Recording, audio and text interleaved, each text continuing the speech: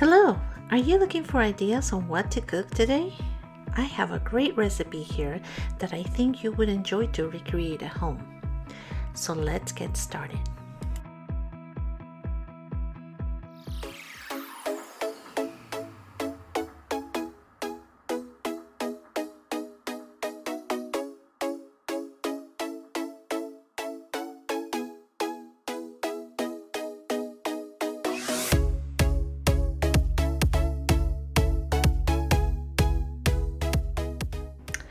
Okay, so for this recipe, basically what I have here is about 2.5 pounds of pork spare ribs or short ribs, and I'm going to be cooking these in the oven for about total cook of 2 hours.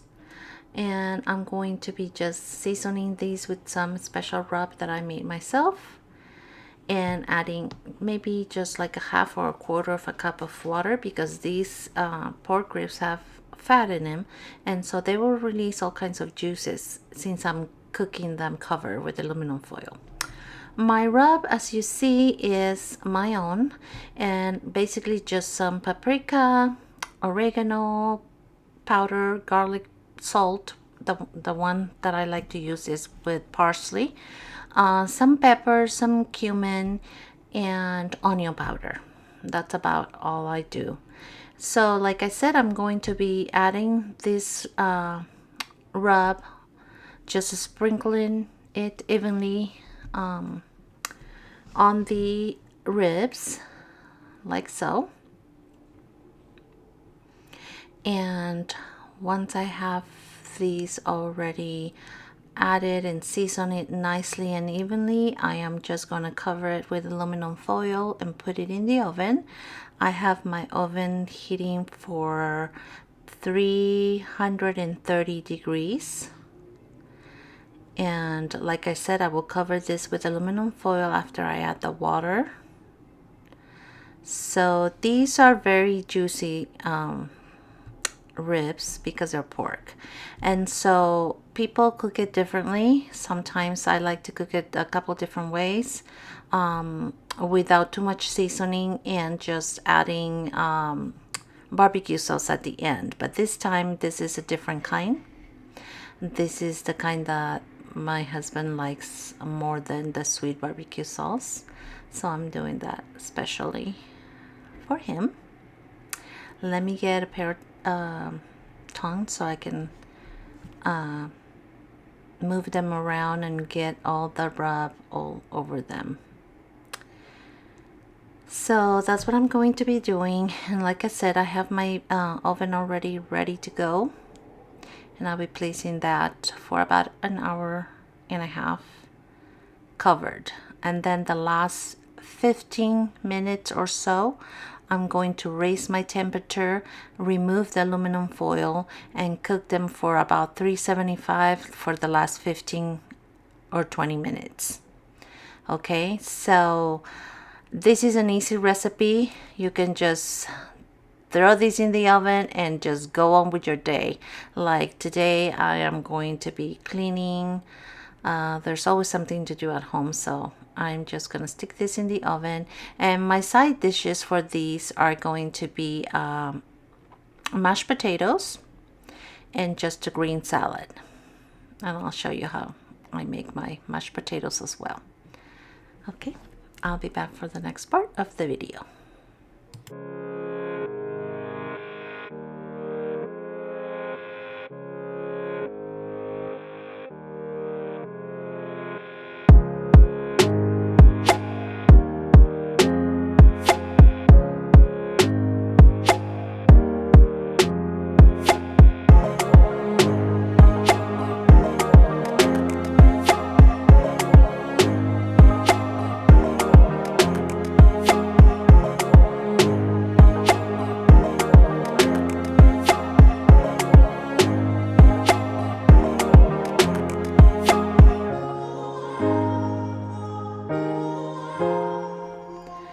Okay, so after an hour and a half of cooking, I went ahead and uncovered them, and this is what they're looking like. Like I said, the juices came out. It looks wonderful. I'm just going to raise the temperature to 375 and cook them for another 15 minutes or so. Okay. Okay, so my ribs were in the oven cooking. I went on and did some cleaning chores I had pending, and now I'm ready to make my salad. And it's just a simple green salad, but I wanted to share with you how I use my salad spinner because I think it's such a cool, neat tool that you should have in your kitchen. It's amazing. It just removes all the water from the lettuce. And if you don't have one, take a look and convince yourself to buy one. This is just a green quick salad. It's just lettuce, carrots, tomatoes, cucumbers, and I believe I put some baby spinach. So yeah, just a simple green salad, but I'm going to demonstrate how I use my salad spinner. Okay, so stay tuned. Okay, so I am finished dicing all my lettuce, and I went ahead and fast forward this part because, you know, everybody knows how to cut lettuce and make a salad. But I just wanted to show you how I, after rinsing my lettuce, how I use my spinner. And this is what it looks like. Okay, so look how much water I collected from the lettuce. Yeah, that's a very handy tool to have. Like I said on my previous video for food, I like to keep those tin pie dishes. Don't throw those out because this is just a little tip. You can use those to put your trash in there. I like to just have something next to me so I don't have to keep running to the trash can and dripping and things, you know. Also, I know this is easy to make a salad, but I'm just showing you how I use my mandolin quickly. It helps me slice the carrots real fast. I ended up just using 2 carrots. My tomatoes, I just got the ends, and I like to take the seeds out and then just dice them after that. I later decided to also add baby spinach. You know, the more greens the better, right? So yeah, I added spinach, the cucumber. I also added I used my mandolin to cut the cucumbers too. I just had the half already saved, and I cut that in half lengthwise, and I just sliced the cucumber with my mandolin. Okay, so let me get back with you on the next part of the video.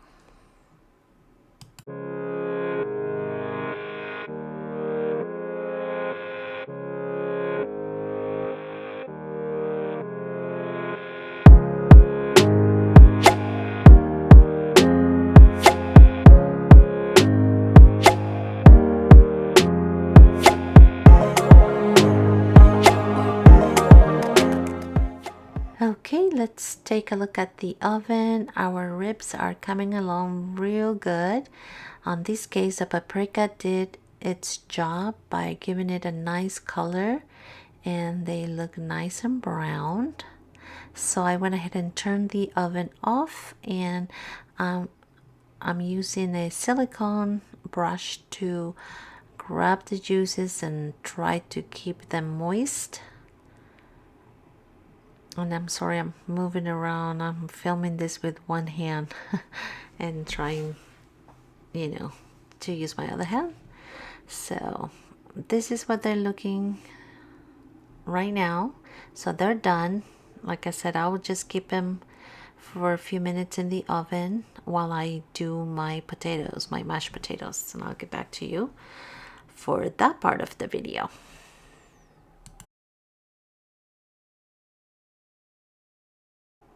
So before we move on making the mashed potatoes, I'm just going to real quickly cover my salad and put it on the refrigerator to keep it nice and cool.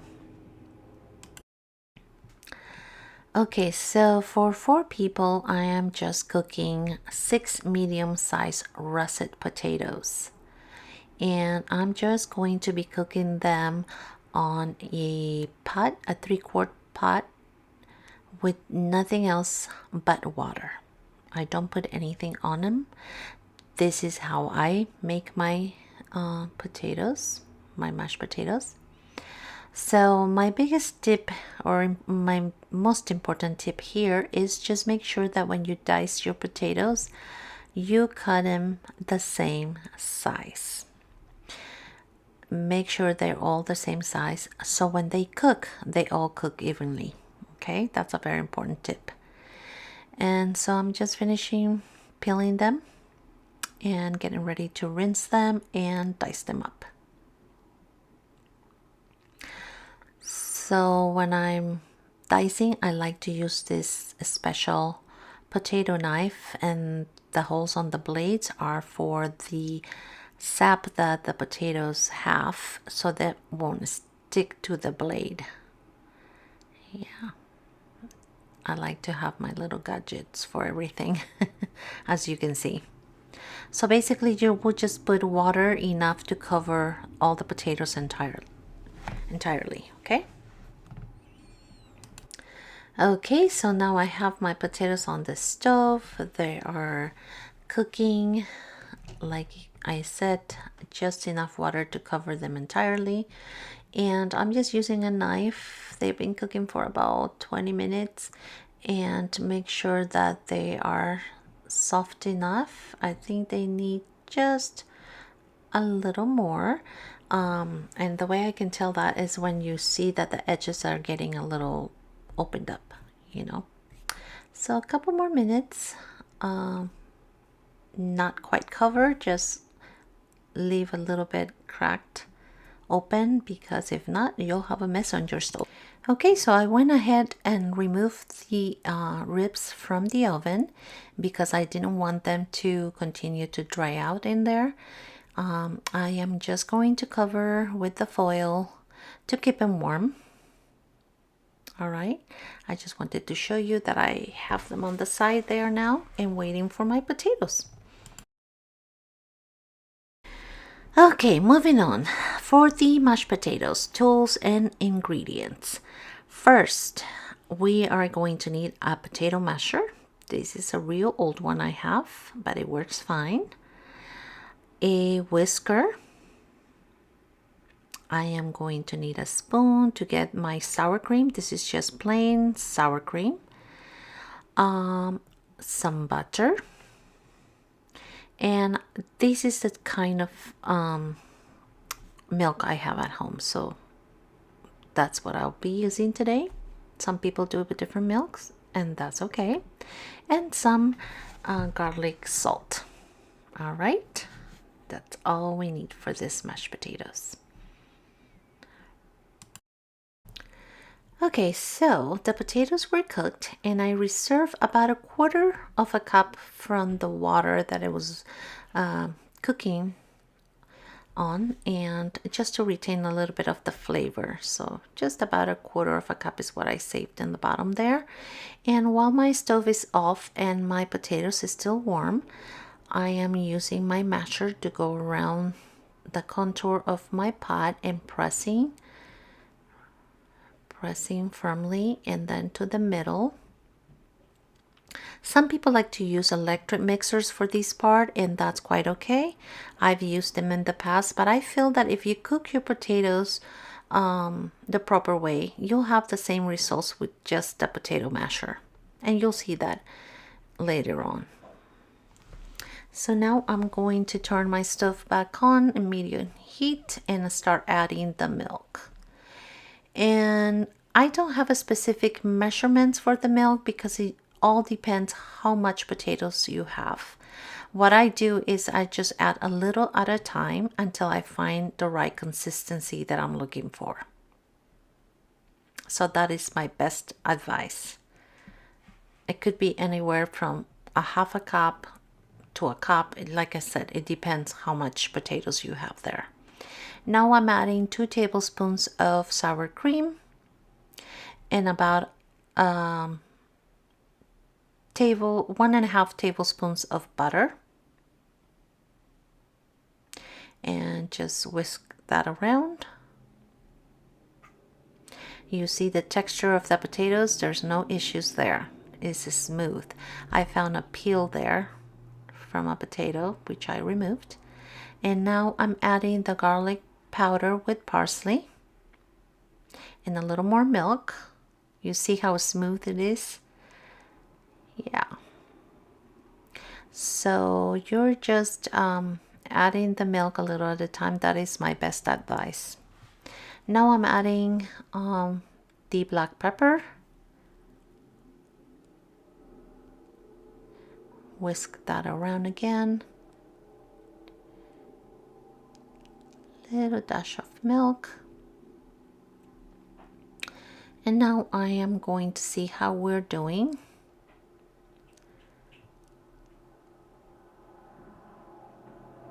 And it tasted pretty good, but I still felt it needed a little something something. And here is my secret weapon ingredient. I was able to put a little chicken bouillon powder, and what I had in there was about a baby spoon, which is equivalent to a little maybe half teaspoon. Okay, just to add additional flavor. And that's it. Okay, can't have mashed potatoes without gravies, right? So I always have one of these in my pantry. I am just using a small pot there with 1 cup of water and adding this package of mushroom flavor brown gravy. Yeah, my husband loves mashed potatoes with gravy.